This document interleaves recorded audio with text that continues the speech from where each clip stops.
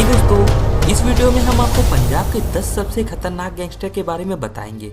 दोस्तों, आपको बता दें कि इसमें से ज्यादातर गैंगस्टर या तो किसी मुठभेड़ में मारे जा चुके हैं या फिर जेल की सलाखों के पीछे सजा काट रहे हैं। यह लिस्ट इन गैंगस्टरों द्वारा किए गए वारदातों तथा पंजाब में इनकी पॉपुलैरिटी के आधार पर तैयार की गई है। अगर आपको लगता है कि इस लिस्ट में किसी का नाम छूट गया है तो आप नीचे कमेंट करके हमें बता सकते हैं। हम जब कभी भी इस वीडियो का पार्ट 2 बनाएंगे तो आपके द्वारा कमेंट किए गए नामों को जरूर शामिल करेंगे। दोस्तों, इस लिस्ट में 10वें नंबर पर नाम आता है गुरमीत सिंह उर्फ काला मन धनौला का। इस पर हत्या के प्रयास और मारपीट के कुल 40 से भी ज्यादा आपराधिक मामले दर्ज हैं। यह नगर कौंसिल धनौला का उप प्रधान भी रह चुका है। अक्टूबर 2012 को पंजाब पुलिस ने इसे गिरफ्तार कर लिया था। गिरफ्तारी के समय पुलिस को इसके पास से 3 पिस्टल और 6 जिंदा कारतूस बरामद हुए थे। नवंबर 2015 को अतिरिक्त सेशन जज की अदालत ने इसे उम्र कैद की सजा सुनाई थी। फिलहाल अब यह होशियारपुर जेल में बंद है और उम्र कैद की सजा काट रहा है। इसके बाद 9वें नंबर पर नाम आता है जसविंदर सिंह रॉकी का। गैंगस्टर से नेता बने पंजाब के जसविंदर सिंह रॉकी ने जुर्म के रास्ते पर चलकर सियासत की सीढ़ी चढ़ी तो जरूर, पर मंजिल मिलने से पहले ही जिंदगी ने इसका साथ छोड़ दिया था। जिस वक्त रॉकी की गाड़ी पर हमला हुआ उस समय यह शिमला से चंडीगढ़ की ओर जा रहा था। इस हमले में यह बुरी तरह घायल हो गया और बाद में उसकी मौत हो गई थी।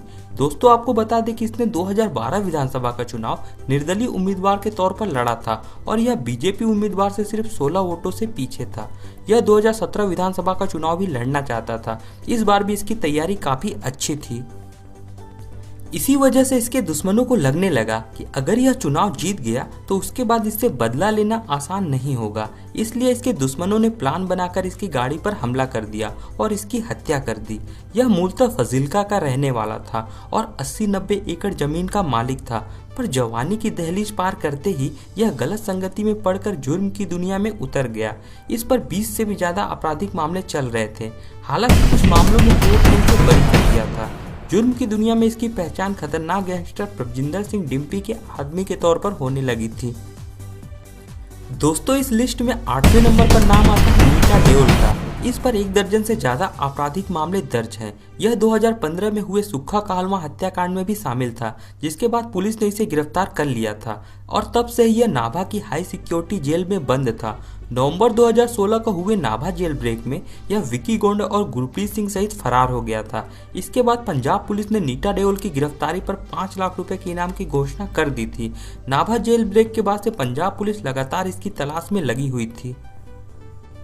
जेल से भागने के बाद यह उत्तरांचल, कश्मीर, कर्नाटक और महाराष्ट्र में छिपकर रह चुका था।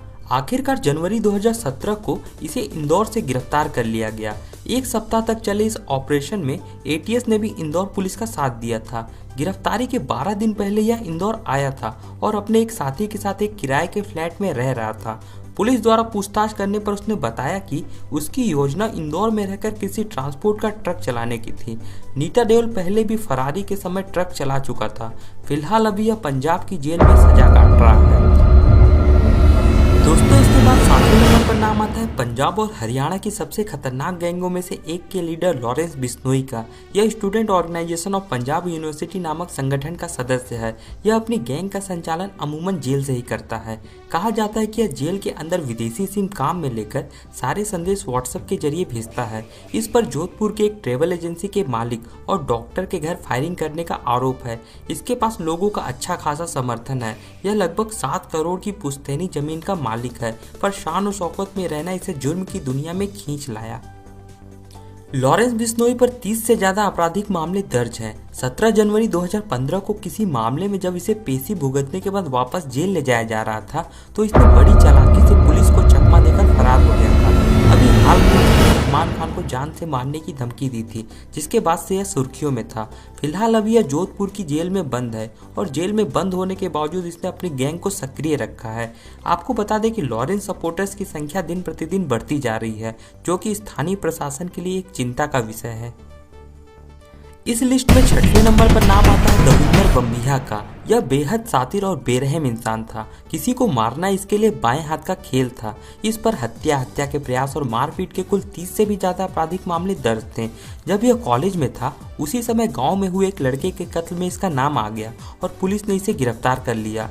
वर्ष 2010 में इसी केस के सिलसिले में जब उसे फरीदकोट में पेशी के लिए ले जाया जा रहा था, उसी समय यह पुलिस को चकमा देकर फरार हो गया था। उसके बाद इसने कई आपराधिक घटनाओं को अंजाम दिया। सितंबर 2016 को भटिंडा पुलिस को सूचना मिली कि दविंदर बम्बिया अपने 2 साथियों के साथ फूल के नजदीक एक डाड़ी में छिपा हुआ है। पुलिस ने तुरंत पूरे गांव की घेराबंदी कर दी। यह देखकर दविंदर अपने मोटरसाइकिल के साथ कार से भागने का प्रयास किया, पर पुलिस ने कार को घेर लिया। इसके बाद दविंदर अपने साथियों के साथ कार से निकलकर भागने लगा। पुलिस ने उन्हें सरेंडर करने को कहा तो उन्होंने पुलिस पर फायरिंग शुरू कर दी। पुलिस ने भी जवाबी फायरिंग की, जिसमें 3 गोली लगने की वजह से दविंदर बम्बिया मारा गया था। इसके बाद 5वें नंबर पर नाम आता है जग्गू भगवानपुर का। इस पर लूट, डकैती और हत्या के कुल 26 से भी ज्यादा आपराधिक मामले दर्ज हैं। स्कूल के दिनों में इसे लोग जसदीप सिंह के नाम से जानते थे, पर जब यह कक्षा 11वीं में आया तो यह जुर्म की दुनिया में उतर गया और फिर चाह कर भी वापस न जा सका। भगवानपुर गाँव से थोड़ी ही दूर एक गाँव ध्यानपुर में हुए एक कत्ल में जग्गू का नाम आ गया। यही केस जुर्म की दुनिया में इसका आधार बना। जुर्म की दुनिया में जग्गू का बॉस गैंगस्टर गुरी था। गुरी अब इस दुनिया में नहीं है। गुरी की वजह से ही जग्गू जुर्म की दुनिया में आया था।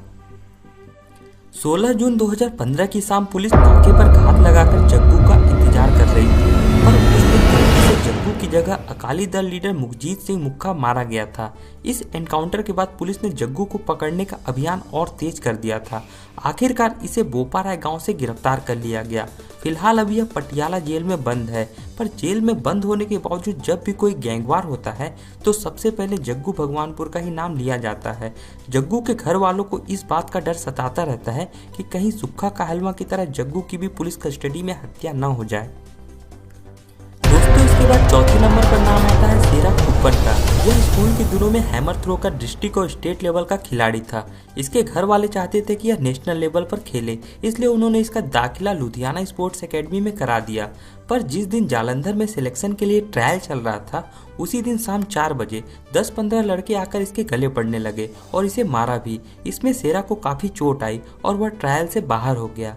इसके बाद इसके दोस्त चंडीगढ़ से आकर उन लड़कों की पिटाई की जिन्होंने शेरा को मारा था। बस यही वह दिन था जब शेरा अपने दोस्तों के साथ मिलकर अपराध करने लगा। कॉलेज के दौरान ही जब एक केस में इसे जेल जाना पड़ा था, तभी जेल में इसकी मुलाकात जसविंदर सिंह रॉकी से हुई। इसके बाद जेल जाना इसके लिए आम बात हो गई थी। शेरा और रॉकी की दोस्ती बहुत दिनों तक चली, किंतु शेरा द्वारा हैप्पी देवरा का कत्ल करने के बाद शेरा और रॉकी एक दूसरे के दुश्मन बन गए।